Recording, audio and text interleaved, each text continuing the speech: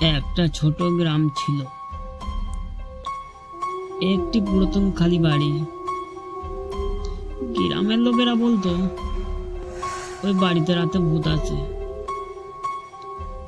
একদিন রাহুল আর তার বন্ধুরা সাহস দেখানোর জন্য রাতে সেই বাড়ির ভেতরে গেল।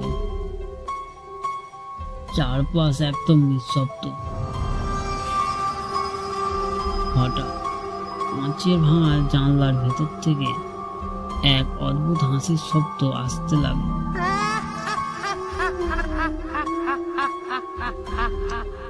সবাই ভয়ে কাঁপতে শুরু করলো।